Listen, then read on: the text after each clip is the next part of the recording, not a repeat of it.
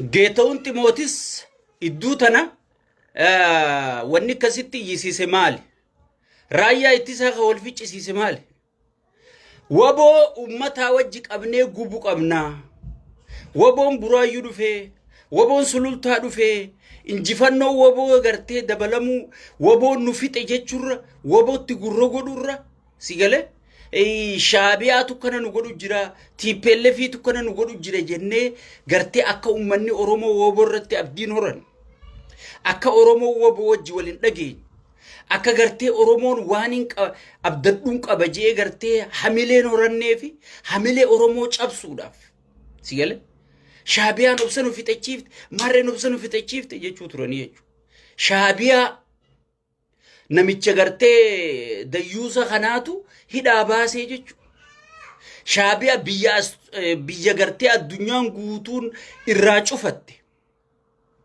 Biyya addunyaan guutuun gartee diplomaasii fi waa hundarraa cufatte. Si galee? Ka gartee mana hidhaatii baasee akka Shaabiyaan har'a gartee diplomaasiidhaan Ameerikaan waraqaatti barreessitu. Namichi UN haarayni filatame osoon Finfinneen dhaqin akka Asmaraa dhaqu. Si galee? Ka godhe isaa jechuudha. Wallaalaa kanaa jechuudha. Shaabiyaan amma meeshaa bitachuu addunyaan dhoorkite. Shaabiyaa gartee Itoophiyaan diplomaasiin daamej gootee gartee namicha gartee namarraa ulaa cufatee qabrii keessa taa'u. Akkuma Minilik qabrii keessaa fuudhee masaraa mootummaa naqetti qaallicha qabrii kee Isaayyaas qabrii keessa taa'u fuudhee siree addunyaarra kaa'ee jechuudha. Barbaruma inni dhaabee isa gubu jira jechuudha. Wahuma inni dalage fannoon tan inni jaaree isa dha'u jira jechuudha. Shaabiyaan gartee tan inni gartee gola keessaa baaseetu har'a diplomaasii Ameerikaan ichi yaa'u jirti, Chaayinaan ichi yaa'u jirti. Addunyaan guutuun amma Shaabiyaa Isaayyaas bira dhayiteeti mee jiddugala Afrikaa kana akkamitti gartee tokkummaa isaanii nageenya Afrikaa kun akkamitti dhufa janiiti waan dur Itoophiyaa mareessisan har'a Isaayyaas mareessisu jiranii jechuudha. Kana hunda dadhabina isaatu gartee dadhabina inni diplomaasii qabu gartee wadalaa fi harree fi yeessarii qofa walii qabatee deema si galee. Nama waa beeku hunda yaasee fixe. Lammaa Magarsaa firraa kuchiise. Jaawar firraa kuchiise. Gaddoo Andalgaachoo firraa kuchiise. Si galee? Warqinaa Gabayyoo namicha wayii beeka jaan fuudheeti maal keessa igaa keessa darbe. Nama guutuu facaaseeti wadalaa fi wadaltittii qofa. Warra nyaatee dhugee dhuufuu qofa malee waa takka hin beekne kana walii qabateeti si galee. Harree huggi inni horii haajeen horiitu huggi inni rafaa jeen raftu wal horaa yoo jeen wal horaa bultu. Tana qofa walii qabateeti si galee. Biyyaan jaaraa biyya jaaruu keessa kuteetiin baharaan fidaa jechuus seenee jechuudha si galee. Kana hunda kafide wallaala isaatii jechuudha. Wallaalummaa isaatii jechuudha. Waan hin beekne harka dhufee jechuudha. Saniifuu waboon ajandaan kiyya waboon gartee waan itti muddee dhukkee godhuuf imallee karaa Finfinnee sirritti waan milkaawaa jiruuf si galee san dhooysuuf san gaqqabuuf injifannoo waboo tana zeeroo godhuuf akka Oromoon gartee waboo irratti abdiin horanne godhuudhaaf Shaabiyaa isin dhufu jira TPLF isin dhufu jira fannoo isin dhufu jira nuun jechuu jira. Haa dhuftu baga dhufti. Ana akka mataa kiyyatti yaada kiyya yoo na gaafattan Shaabiyaan namicha kana caalaa harka 100 caalti. Tigreen namicha kana caalaa nu bulchitee garree harka 100 caalti. Takkaa Tigree lukkurraa gibira nu kofalchiiftu garre. Takkaa Tigree koriidarii jettee gartee kan manan jaarre dachii buqqiftee fooqii namichi kun bar fooqii diigeeti. Fooqii diigee biqiltuu dhaabaa bar. Fooqii namni amata meeqatti laffe. Mee fooqii takka jaaruuf amata meeqa laffaata. Mana tokko jaaruudhaaf amata meeqa laffaata. Si galee. Sheer godhaa boyisi sheer godhaa. Si hundinuu. Wayii 200 fi wayiin akkeessi jirtan kun sheer godhaa waliin ga'a. Si galee. Mee mana tokko jaarrachuuf namni tokko hangam takka laffa. Mana san diigeeti. Biqiltuu dhaabaa jechuun bakka sana. Bakka irraa fooqii diige. Meela gaxaantummaa namicha kana. Gadi galummaa isaa ilmoo nama barandarra guddate ta'u asirraa gartaa jechuudha. Nama gartee kabajaa namaan qabne guddaa guddatti hin beekne aalima aalimatti hin beekne qeensi qeensitti hin beekne sigale miskiina miskiinatti kan beekne sigale udaan garaa keessaa ulfaatu gowwaan humna seeyaa jette Oromoo. Inni gartee dokkee quufee gartee wadalloonni isaa kun akka jala ori'u kana addunyaan guutuun wohuma isa sodaattu wohuma isa jala yaatu seeyaa jechuudha. Ummata keenya dammaqa ani isiniin jedha. Amma wanni ajandaa kana gaffidaniif ummata keenya baareessanii ummanni keenya filannoon qabu. Wayyoo isini dhufe yoo badii fedhe balleessillee ilma Oromooti qabsooteetiin ichi dhaqee ilma keeti haya badabo maal sii godhe ilmi kee kasi buqqisu kasi ajjeesu kasi gudeechisu sigale khabiyyarraa hayyoota keessa irraa aree ija si baysu tokkicha si keessatti hafe kamana hidhaa kaa'ee itti ashoofu sigale ilmi kee kana arra kunoo Soomaleen cinaasaniin seentee konfidensiidhaan ijaarsa seera alaa ijaarrachaa hin jirtu nu jala gasseen alaala sigale naannoon Amaaraa cabsitee kunoo shanoo fi kana hunda shawaa kana guutuu qabattee hin jirtu Wallaggachiin ol cabsitee qabattee hin jirtu Soomaleen gartee baale kana jihaa tokko fudhattee hin jirtu mee ilmummaa keetummaaf maal irraa argatte mee maal irraa argatte itti khasaaru itti salphachuu itti qaanfachuu itti xiqqaachuu malee wanni ati irraa argatte maali tana gartee arraa fi borullee if gaafachuu bakka deemtutti if gaafachuu qabda jechuudha sigale mootummaan rakkoo ni qaba rakkoo ni qaba mootummaan addunyaa hundi rakkoo qaba baza mootummaa addunyaa ka ozoon ummanni isaa du'uu galeera fu'eessi jirame mootummaa addunyaa ka gartee osoo namni afaan hagooganii intala dhalaa geeysanii muka keessa geeysanii gudeedanii poolisni ol deebeeraaf humni tikaa ol deebeeraaf raayyaan ol deebeeraaf piraayim ministeerri ol deebeeraaf addunyaa tam keessa jiramee naayim osoon qartee balbalasan namni dhumu jiru osoon balbalasan namni buqqaa jiru gaangistara nama jaaree milishaa nama jaaree mootummaa kamtu nama fixu jira mootummaan addunyaa naayime sigale amma ummata khararraa gaangistara Ameerikaa kana faa quufee farshoo quufee qawwee bitatee ifi ol fixu Ameerikaa keessaa ona geenyin jiru faasin je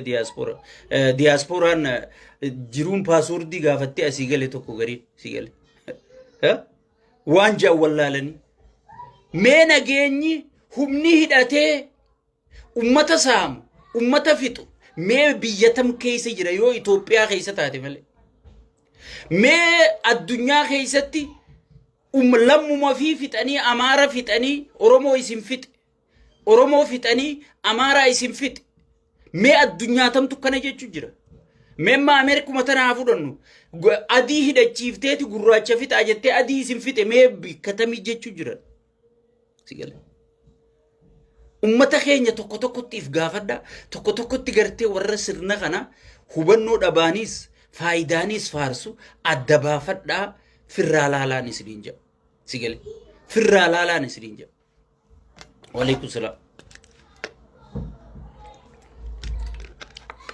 so amma karaa ajandaa kiyyaa deebuuf waboon jaraa wajji wal ta'e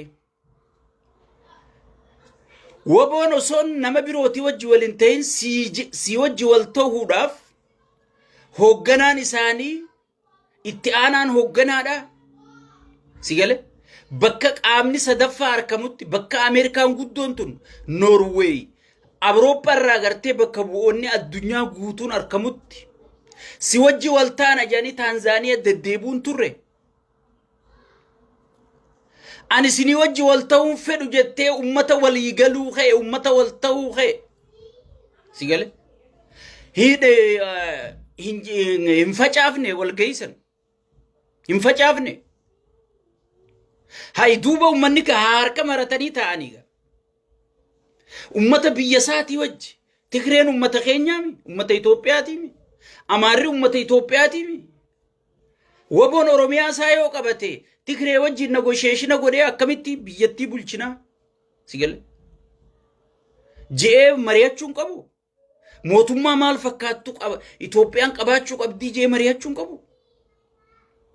Marii arra namaa wajji mari'atan jettanii lafa dhiittan tana dursa si wajji mari'anne. Hin barbaaduu jettee eega walii farramuu kaan walgahiin facaasisiifne. Wadala akka awwaluu abdii fa'aa as ergite wadala dhiya harka dhiigaa kana ergisiiftee walgahii gartee jeneraalonni fixanii dubbiin dhumatte. Qaallicha Ridwaan Hussein jedhamu namicha maraataa achi fuutee as ergite sigale hin facaasisiifne.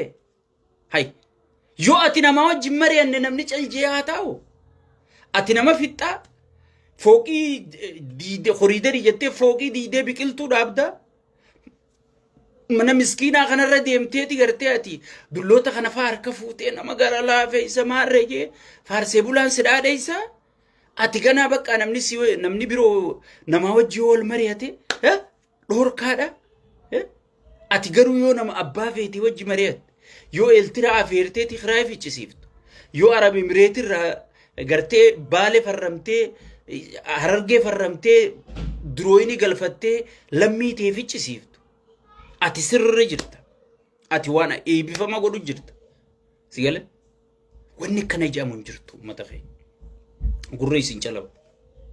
Abbaa fedhee wajji shayxaanaa wajji mari'atanii qaallicha kana xumura isaatti gochuun dirqamaa jechuudha.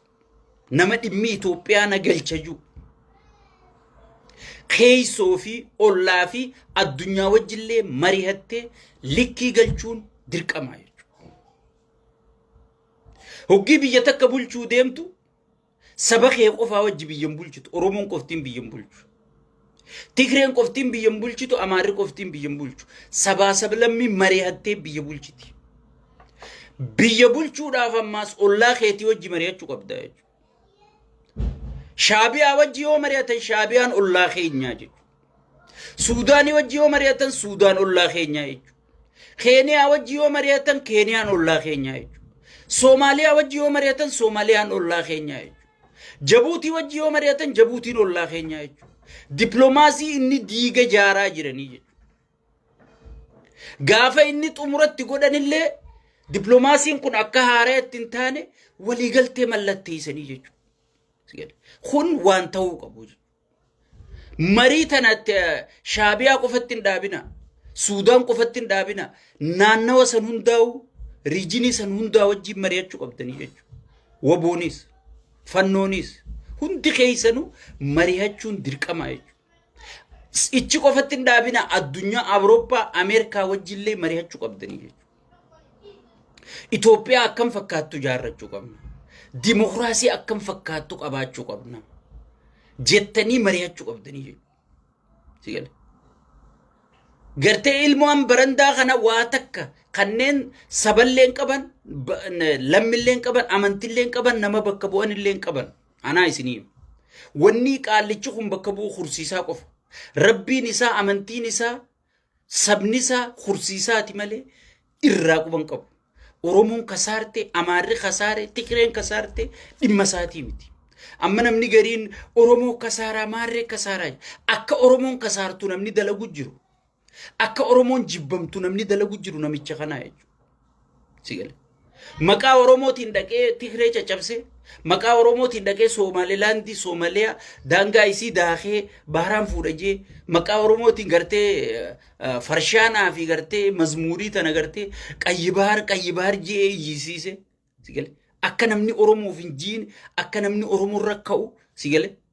Amma waan kalee waan dalagame dhageessanii. Miidiyaa Itoophiyaa guutuu saatalaayit irraa buuseeti OBN qofa dhiisee jechuudha. Akka yaada satti ka Oromooti sun bu'uun ta'u.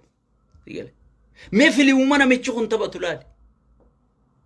Maaliif miidiyaan Itoophiyaa, maaliif miidiyaan wanti Itoophiyaa akkamitti qilleensa irraa guutuu beejanii gaafannaan daataa Israa'el irraa guuttatuuf qilleensa Israa'eliitu wal dhabe. Israa'el keessa beeki silaa gaafa lolaa taatee ni fakkaatti. Amma lolli nuun jiru bar. Dabarsiitii ammaas ispoortii guutuu gaafa addunyaa san akka OBN gabaasu kenne carraa kenneef sigale maaliif gartee bakka wanni waan Oromooti mootummaa Oromoo fakkeessuudhaaf bar mee OBN yoo sa'a 24 kennitee fi waa gabaase mee faayidaan Oromoo gabaasu takkanaayime mee takkanaayime OBN sa'a 24 waan Oromooti jettee saatalaayiti ol yoo wanni biroo jiraatte yoo saatalaayiti irra keeyse mee wanni Oromoon irraa fayyadamtu maali halkanii guyyaa isa faarsaami halkanii guyyaa qamadii garsiisaami halkanii guyyaa kaabinee harka wal fuutu garsiisa kun maal si fayyada inni kawaan ka Oromoo fakkeessuu fi mootummaa Oromooti arra tanaaf carraa kana arkanne akka jee gartee wallaalaa fi wallaaltuun lafa dhiittuu fi OBN dhiiseeti miidiyaa wanti lafa buusaa jechuudha. Saniifuu ummata mootummaan kun xumuramee jira sigale. Dhimmisaa na amani xumuramee jira. Bahara diimaa deebisuu dhiisi kursiisaatu if harka deebisuu hin danda'u. Mootummaan tokko kan biyya bulchuun siyaasaan biyya bulchaa jechuudha. Siyaasaan harkaa laaqamnaan waraana feete qabaadhu diinagdee feete qabaadhu biyya san hoogganuu hin dandeessu jechuudha.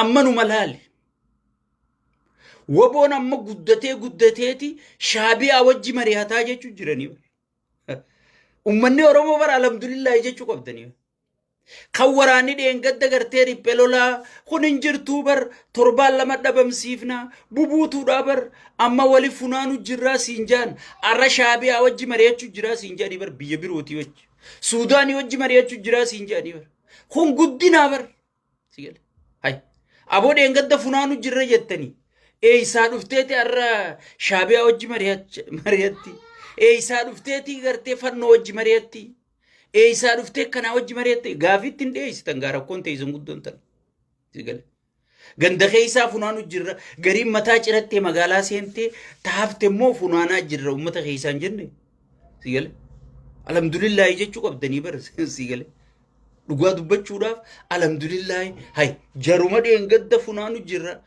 finne dirooyiniin finne dhumatte maarree no more shane jechuu turan arree isaa kunu shaneen kuno maarree wajji mari'achuu jirti mitirkishoo wajji mari'achuu jirti isaa sadarkaa tana dhufte wanni gabaasu jiran hundi kijiba ta'uu asirratti isinii galtee mootummaa anaa gurraacha kanaan ka abbutaa kun adiidha adii ka Tiraampiitii juu sigale qaallichi maangurra jiru waa takka nama qaanfatu miti sigale bar namni tokko giisobe ivi maatiif illee qaanfataa bar jaartuma isaa ta wajji ciisu san illee qaanfataa bar kun hublee waa takka nama arra waan kanaan je'een beeyin dhiirti jecha fiitiif duutii bar sigale dhiirti jecha fiitiif duutii bar siyaasaa keessa sobuun ni jira garuu dhugarra dhaabbattee sobda malee kijibarra dhaabbattee akkami kijiba haasoyta sigale saniifuu ummanni Oromoo wanni isin duttanii qabdan arra waraana qabdan hayyoota qabdan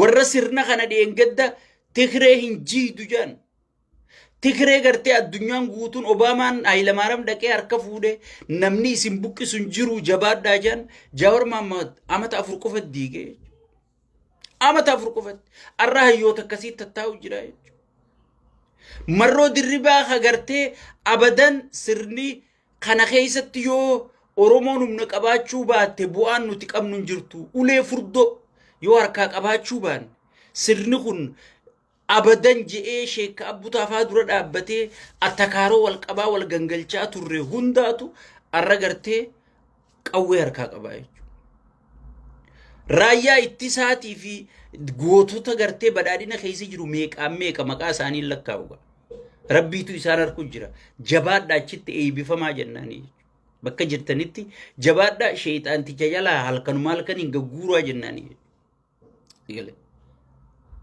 soosoon kana qabdu Oromoon maarreen dhufu jira hokkoon Oromoon sodaachisan tun mataan naanneeffannee darbu qabnaa jechuudha mataan naanneeffannee darbu qabna kanaa booda hayyama Oromootiin ala hayyama ummata Oromootiin ala namni tokko daqiiqa 5 Finfinnee gattaa'ee bulchuu hin danda'u tana na amani Mootummaan kun kikir jenna sakanditti akka to'atamtu dhiirtitti qophooytee taa'u jirti jechuudha. Meeshuma inni galchuu kana qopheessanii gartee ichi garagalchuudhaaf qophiin xumuramtee taa'u jirti jechuudha. Naamani wallahi. Sigale. Naamani.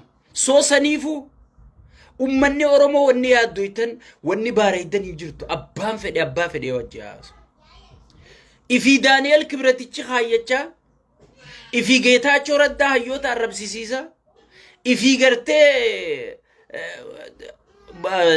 warra soddaa agartee mana guuttatee namarra bobbaasa hoggii gartee namni akkamitti biyya bulchina jee nama birooti wajji mari'atu duula banuun abadan numan taatu jechuudha. Tun fudhatamani qabdi abadan fudhataman qabdu jechuudha. So ummanni keenya wanni gochuu qabdan wal marihachuu wal dhageeffachuu wal jala yaa'u maaltu deema ija banattanii hayyoota keessan mariisisu waboo wajji wal marihachuu waboo wajji wal marihachuu tokkummaan keenya humna niikuleera caalaa tokkummaa keenyaan nu barbaachisa jechuudha. Wanni qaallichi kun hoggii dhufu diige gosummaadhaan gandaan amantiidhaan maaliin tokkummaa keenya kana diigee jechuudha. Keessattuu diiyaaspooraa kana keessa caccabsee fixee jechuudha. Waan kana walis suphuun sigale molurraa moluu nu baaftee jechuudha. Amma kun suphamee jira sirri suphamee jira jechuudha. Warra faayidaa immoo warra beekaa jallate qaceelchuun hin danda'amtu. Ani isiniifin himaa dhageeffadhu. Namni tokko yoo faayidaa jallate yoo saba dura garaa duurse yoo gartee saba dura faayidaa fi duurse nama san qaceelchuun hin danda'amtu jechuudha. Paartii PP kana keessa maaltu jira? Warra gartee mana jaarratee intala bareedduu